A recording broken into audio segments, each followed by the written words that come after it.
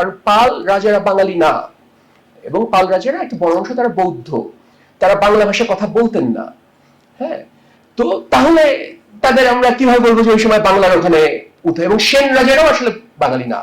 হ্যাঁ, সেন রাজারা তারা বাংলাদেশে জন্ম হয়েছে কিন্তু তারা বাঙালি না, তারা কনৌজ থেকে আসা।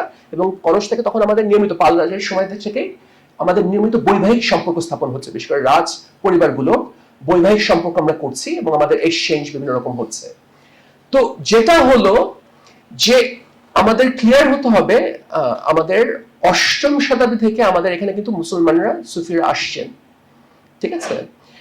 বিশেষ করে দ্বাদশ শতাব্দীর থেকে আমাদের এখানে রেইড শুরু হলো। যেরকম বখতিয়ার খিলজি, আবার আমাদের ভুলভাবে শেখানো হয় যে উনি বাংলা দখল করেছিলেন, উনি বাংলা দখল করেননি। ওনার মেইন জায়গা ছিল বিহার, উনি বাংলায় রেইড দিয়েছিলেন, একবার আক্রমণ করে চলে গেছিলেন। পরের যুদ্ধ উনি লক্ষণ সেনের কাছে পরাজিত হয়েছে, ঠিক আছে?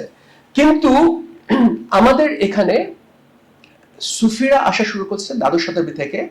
বিশেষ করে আমাদের এখানে চিশতিয়া এবং সোহরাওয়ার্দী ঘরানার সুফিরা আসতেছে, ঠিক আছে? এবং চিশতিয়া এবং সোহরাওয়ার্দী, বিশেষ করে সোহরাওয়ার্দী ঘরানার সুফি যেখানে যান তারা হাল এবং হরফ নিয়ে যান, ঠিক আছে? হাল এবং হরফের রাজনীতি হচ্ছে সুফিদের রাজনীতি। এবং এই জিনিসটা আমরা ইটন সাহেবের লেখাতেও পাচ্ছি, ইসলামিক দ্য বেঙ্গল ফ্রন্টিয়ারেও উনি কিন্তু হালের কথা বলছে, যেটা নিয়ে হিন্দুত্ববাদী পণ্ডিতরা কিন্তু হাসাহাসি করে যে এইটা হচ্ছে জলা জঙ্গল উর্বর জমি, এখানকার লোকে আরবের লোকরা ইরান তুরান থেকে লোকরা এসে তারা এসে কিভাবে চাষবাস শেখাবে?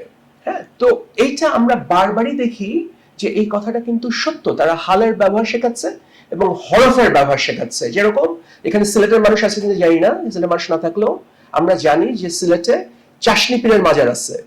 চাশনি পীর শাহজালাল রাদিয়াল্লাহুর সাথে বাংলাদেশে আসছিলেন। প্রথম কথা হচ্ছে যে একজন আরব অথবা ইরান তুরানের মানুষ, তার নাম চাশনি পীর কিভাবে হয়, ঠিক আছে? আর চাশনি পীর কেন?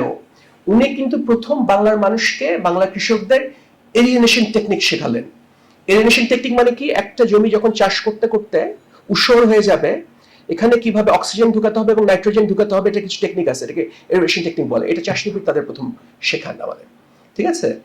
তো এই বিনিময়গুলো থেকে, এবং আরেকটা কথা, আমরা যে নারপার কথা বলছি, নারপা তার প্রধান বইগুলো, যেই বইগুলো বাঁচাবার জন্য অতীশ দীপঙ্করকে পরিযান করে তিব্বত যেতে হলো, এই বইগুলো কিন্তু উনি লিখেছেন তাম্রলিপ্ত বন্দরে বসে। উনি যখন তাম্রলিপ্তে আছেন, হ্যাঁ, সিপোর্ট, আমাদের পূর্ব ভারতের সবচেয়ে ইম্পর্টেন্ট সিপোর্ট হচ্ছে তাম্রলিপ্ত, যেটা রূপনারায়ণ নদীর তীরে। হ্যাঁ, তো সেটা পরে ধ্বংস হয়ে গেছে। এবং এই তাম্রলিপ্তিতে গ্রিকরা এখানে আসছে এবং আরব সওদাগররা এখানে আসছে, এবং পাল রাজাদের সাথে আরব খলিফাদের, আরব আমাদের যে আরব খিলাফতের বিভিন্ন মানুষ, তাদের সাথে নিয়মিত যোগাযোগ ছিল, যে কারণে আরবরা এখানে কোনো আক্রমণ করেনি। হ্যাঁ, তাদের একটা যোগাযোগ ছিল। এই ব্যাপারে আমরা আরো পরে আসতেছি। সুলতানি আমলে এই জিনিসগুলো আরো ইন্টারেস্টিং রূপ নেয়। তো যে জিনিসটা এখানে ঘটতেছে, হ্যাঁ, এই জিনিসগুলো আমরা পরে দেখব কিভাবে ইতিহাস থেকে আস্তে আস্তে মুছে ফেলা হচ্ছে এবং কেন মুছে ফেলা হচ্ছে, এটা আমরা আলোচনা করব।